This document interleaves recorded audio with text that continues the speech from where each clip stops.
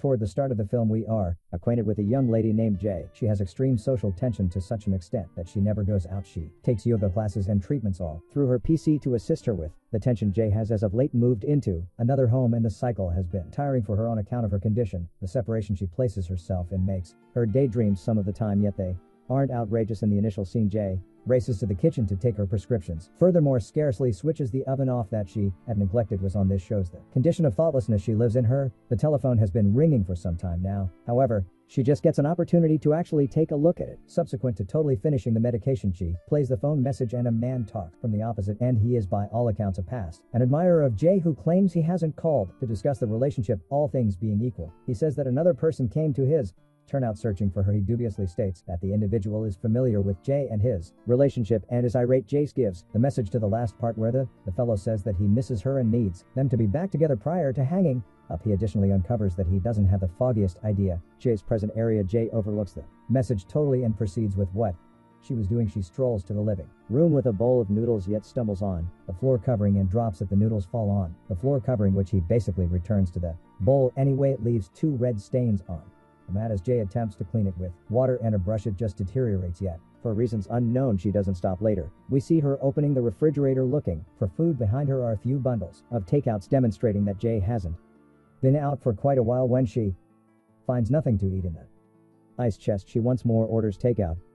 While hanging tight for it, she chooses to enhance the house a little on the divider that is toward the finish of the corridor. She plans to hang an image. Jay gauges the length and drills an opening into it, yet understands that the divider is empty. Previously can investigate it. The food shows up as well. Terrified to get it straightforwardly from the conveyance fellow, she doesn't open the entryway until he leaves. Rather, she sits other than the entryway mindfully. A few minutes after the fact, she opens the entryway briefly to get an impression of the food and ensure the individual has left. After that, she opens it once more.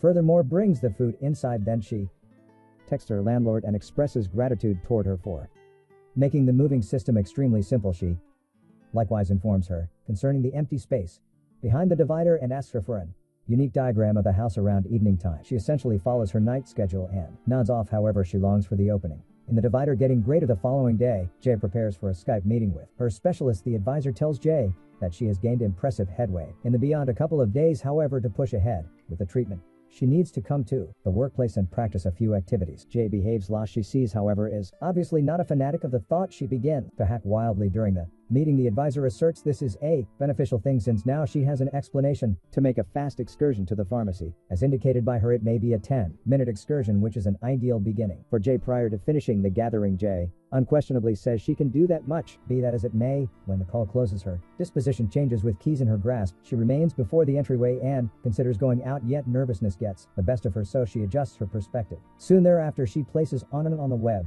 yoga program on her PC and rehearses it. The teacher asked her to shut her eyes and envision a lofty position of her own, making a lofty position that concedes her, however, much power as could reasonably be expected. Jay is in a profound thoughtful state when the doorbell rings. Her hack has deteriorated since the morning. She gets the medication from the entryway and sits before the PC again. She has lost interest in the program at this point, so she watches it while eating her food. When she checks the opening in the divider again, Jay is astounded to see hair swinging from a scarcely any days pass. However, her virus just gets more awful. One night she takes her medication, also gets in bed. She can't nod off, so she chooses to Google about confidential rooms and houses and what they are normally utilized for at 12 p.m. Jay dreams of commotions coming from the opening. She gets up and strolls to the foyer to see something moving inside the opening. Whenever she draws near sufficient, a wreck of tongue rises out of it. The sight is nauseating, yet it doesn't fluster Jay. She contacts it with her own tongue and in the end begins to make out with it. The following morning she awakens gasping from the fantasy. All at once somebody thumps on her entryway. Jay is confounded on the grounds that she doesn't recall calling anybody. Her disarray transforms into dread when a person talks from the opposite end. He is her ex, who guarantees that he just needs to talk. Jay anyway goes crazy and plunks somewhere around the side of the entryway, trusting he would disappear. The man says he needs to realize how long she had been with some other person. Uncovering that Jay was undermining him when she doesn't reply, the man gets baffled. His amenable tone, whenever he originally thumped on the entryway, vanishes and he begins to bang it. Jay attempts to quiet herself with full breaths, attempting to imagine that she's not home. Yet, the man says that he's as of now seen her vehicle and realizes that she is inside. A few minutes after the fact, everything goes calm.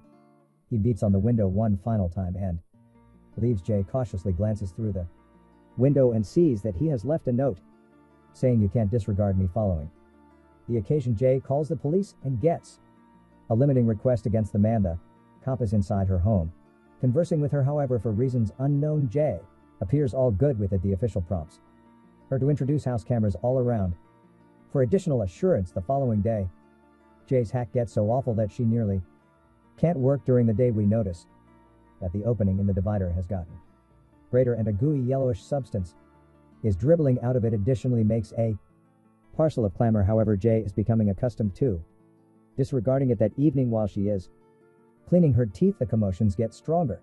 Furthermore, somebody breaks the divider from the opposite end. Jay doesn't see it and goes to bed, actually hacking wildly. She plays a voice message from her landowner, who says that the house was implicit 1904 and the first plan doesn't notice a mystery room on it yet. She accepts that the house may have been revamped all through the years subsequently.